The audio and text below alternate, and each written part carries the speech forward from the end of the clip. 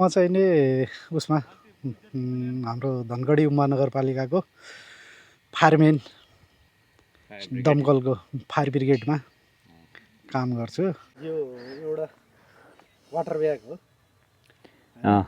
विशेषता यसको दाइ यो यसरी यो पानी पिउने हो। यो ट्याक्क यस्तो गर्ने अनि ट्याक्क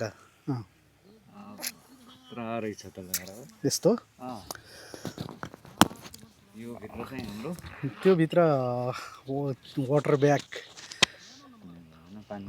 पानी त्यहाँ हाल्ने अरू सामानहरू अरू आफ्नो सानोतिनो सामानहरू हाल्नलाई पनि छ। त्यसमा चाहिँ नि तपाईँ के अरे मोबाइलहरू चार्जरहरू एक जोड सानोतिनो लुगाहरू पनि हाल्न मिल्छ। यसमा मोजा भयो।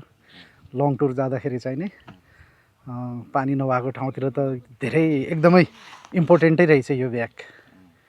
अब पानी भएको ठाउँतिर त केही भएन, पानी नभएको ठाउँतिर जस्तै लङ टुर हामीले हिँड्नु पऱ्यो भनेपछि हामीले यहाँबाट अब गोदावरी चढेर गोदावरीबाट चाहिँ नि माथिल्लो डाँडा चाहिँ नि त्यो काँफले रिपिटर टावर जानु पऱ्यो भने त्यहाँ पानी पाउँदैन, बाटोमा चाहियो नि त त्यो पानी खानलाई। हो त्यस्तो ठाउँतिर त एकदमै इम्पोर्टेन्ट ब्याग हो यो। अनि के चुनौतीहरू आउँछ दाइ? चुनौती भन्नाले त अहिलेसम्म त त्यस्तो खासै केही पनि आएको छैन, तर चुनौती आयो भनेपछि एकदमै गाह्रो पनि हुन्छ। आग लागि भनेको एउटा यस्तो चिज हो, त्यसमा भनेको तपाईँको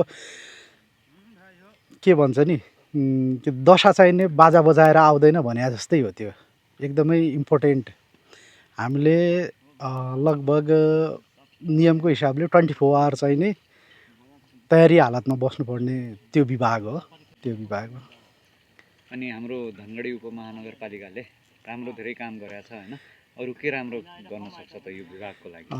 एकदमै अब अहिले यो विभागको हिसाबमा धनगढी उपमहानगरपालिकाको समग्र हिसाबमा हेर्ने भने एकदमै अहिले हाम्रो जुन मेयर साहब स्वतन्त्रबाट गोपी हमाल सर आउनु भएको, उहाँले गर्नुभएको कामहरू धेरै राम्रो छ।